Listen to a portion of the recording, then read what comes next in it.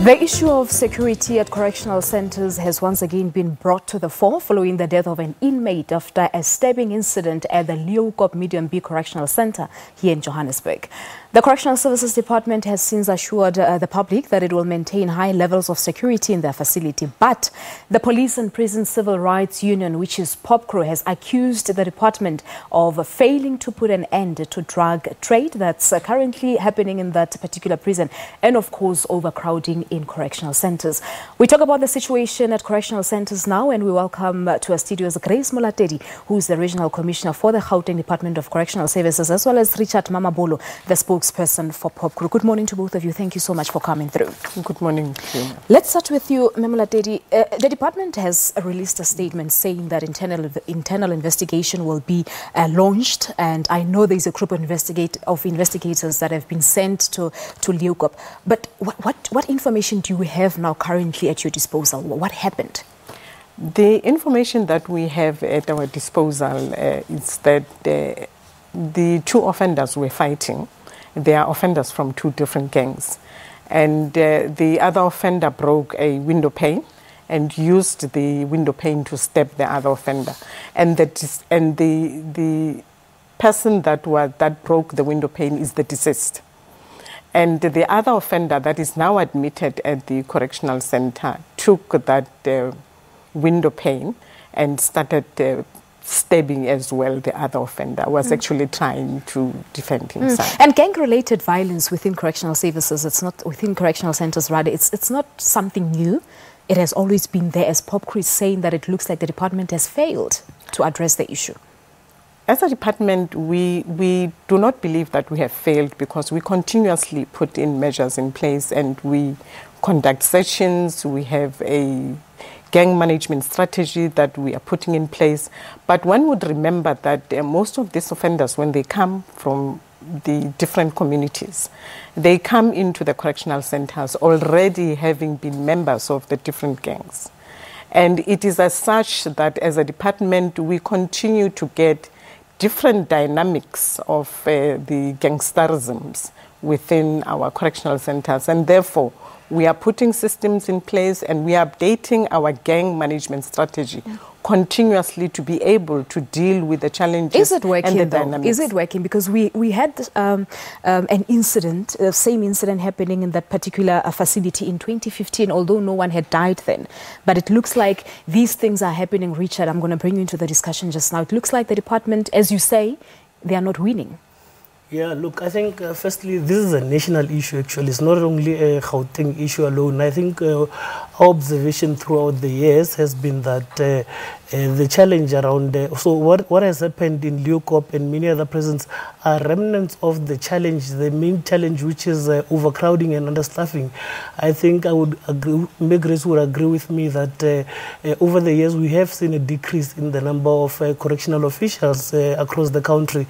And what is currently happening is that you've got a prison population that grows on a daily basis, while training colleges of correctional officials can only accommodate around 1,000 people on a yearly basis. But how are you fighting for the rights of your members? You make mention of one important aspect, as much as it happened in Paulsmoor in Cape Town, where the reports were coming through that one prison warder was in charge for over 100 prisoners.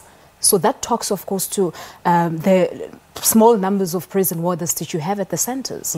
Look, part of the challenge has been the national leadership of the Department of Correctional Services, because we have been raising these issues. And I think one of the aspects that Makris speaks about it's actually impossible to actually enforce, because you know, under such a situation where you've got one member responsible for such a large crowd, it's actually impossible to even take control over them. Just on Monday we had a similar situation in Danzani Correctional Center, where members decided to down tools because their lives were clearly at risk. And I think one of the things that we had proposed to the department long ago has been that we know that most of their expenditure goes out to tendering, food supplies, maintenance within correctional centers and all these other things that we think that had there been a strategy to ensure that all correctional centers become self-sufficient, we would be saving a lot of money. We think that part of ensuring that happens would obviously also scale the correctional, the inmates within correctional centers. Currently, we've got a rate of over 85% of reoffending, meaning that 85% of people who have been arrested and released tend to reoffend. That shows that they do not have, obviously, they do not have any skill that they can obviously But there are rehabilitation programs within correctional centers. There is no rehabilitation within the Department of Correctional Services. In fact, part of the challenge, like I'm saying, is that you do not have sufficient staff complement to actually ensure that those are being implemented as much as they would want to have such. But the Department of Correctional Services has intentionally abandoned their role, which is the core role of the department, to actually ensure that there is rehabilitation. That is not happening. Can I just bring Makris into discussion, of course, to respond to what he's saying? There is rehabilitation that is taking place within our correctional centers. And I do not agree that we're not rehabilitating the offenders. We are indeed rehabilitating them. And we also work closely with different communities. And recently, as a department and as Gauteng, we went to Atteridgeville, where we had the VOD with the community of Atteridgeville, where we're trying to ensure that when offenders are released, they are accepted back into the community. So rehabilitation does take place. We skill the offenders. Yes, indeed, we do have challenges in terms of the officials, the number of officials we are cutting. And this is not only the problem with the Department of Correctional Services, it is across government that we are cutting the number of officials that are working in correctional centers. But our priority is security as a department. It's security, and we are balancing that with rehabilitation. And rehabilitation does take place within our correctional centers. We have programs such as programs for social workers, psychologists, skills development, formal education. We have a number of programs that we're having. And we have particularly the correctional programs that are dealing with that are targeting the offending behavior. So reoffending, yes, is a priority in the department, and therefore we are attending to that matter. But let's talk to the issue of drugs within correctional centers, the trade that is happening, and apparently this was the main cause of the problem at Leeuwkop. Are you winning that battle? How does it happen within the center itself, where you say security is a priority? We have, yes, we want to admit that there are some contrabands that are going within our correctional centers. Those contrabands are brought in by offenders, by different members of the communities, even our officials, of course. But we are taking disciplinary action against those officials.